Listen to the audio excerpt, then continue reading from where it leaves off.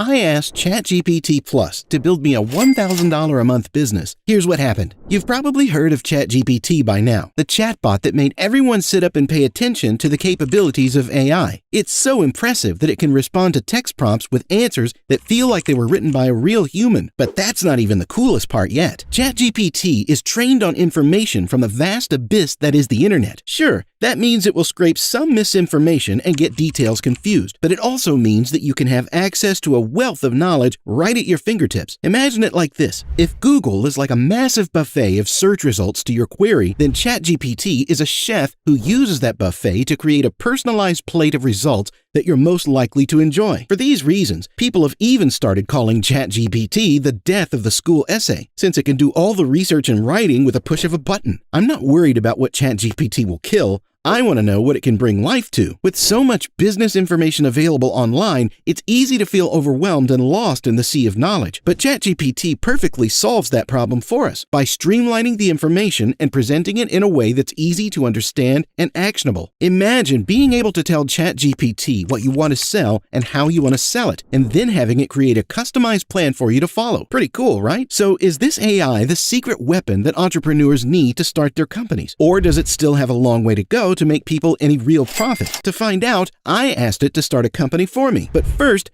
you know I have to ask you to like and subscribe. The world runs on algorithms and AIs like ChatGPT, and when you show the YouTube algorithm that you like this video enough to click another button, they boost the entire channel. It's the best way to help me out and do more projects like this. Thanks. Now let me start by giving you the exact prompt I put into the chatbot. Create a detailed plan to build a business that will generate $1,000 per month. Include the product, the target market, product offerings, pricing, and marketing tactics. That's all I gave ChatGPT. I wanted to keep the prompt open-ended to see what it would come up with. I was expecting some generic or trendy business idea, maybe an e-commerce business, but I have to admit I'm shocked by how unique its business idea was. The product we're going to be selling is a subscription-based meal planning service that offers healthy, customizable meal plans for busy professionals, fitness enthusiasts, and health-conscious individuals.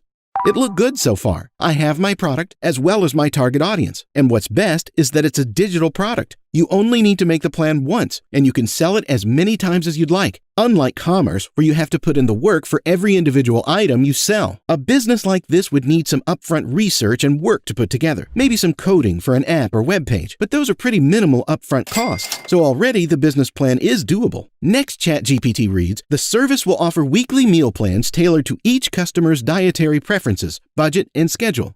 Customers can choose from a variety of cuisines, including vegetarian, vegan, paleo, keto, and gluten-free. The service will also offer grocery shopping lists and recipes, making it easy for customers to shop for ingredients and prepare meals. What I'm noticing is that ChatGPT isn't just giving me suggestions, it's explaining why it's giving me these suggestions. If I'm starting out in the world of business, this is a great way to check ChatGPT's logic and understand how it came to this idea. It's a great way to check ChatGPT's work, and I can see this helping people who are starting a business and want to learn more. But the pricing is what blew me away. ChatGPT says that our meal plan service will be a $10 a month per customer, with the first month being free. It makes a note that this price point is competitive and affordable for busy professionals and families on a budget. It went a step above what I asked it and suggested a deal to start developing my customer base. If I'm making a startup, these are the ideas I'm not going to think about, but that I'll want to know. And that's exactly what I got. Of course, I want to do my own research later to see if $10 really is a competitive price for this product. Pro tip: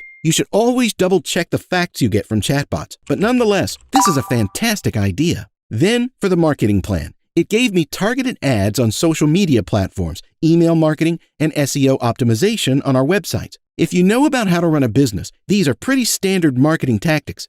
But again, if you're new to the world of business, I can see this being a great place to learn about what these are and how they work. But then I got two other suggestions that were unique. The first was influencer partnerships, partnering with fitness influencers and nutritionists to promote our service and showcase our meal plans. And the second was to create a referral program, where we incentivize our customers to refer their friends and family by offering discounts and free months of subscription. These are both ideas that you might not even think about, even if you have experience running a business. So ChatGPT gave me a good variety of traditional and unique marketing strategies for me to pick and choose from. I can see influencer partnerships being a good strategy once the company is established and I get more of a marketing budget. Or this could give me the idea to advertise on podcasts, where my target demographic of people who want to improve themselves might be. And to complete the business idea from ChatGPT, I asked for a company name, and it gave me Fresh Planner. One word with a capital F and P. So what do I think of the AI's Fresh Planner business idea? Honestly, it seems like an idea that could reach that $1,000 a month target. Everything from the product to the marketing is well explained and seems like a great startup idea. But I will say, this experiment has shown me a lot of the strengths and weaknesses of using chatbots,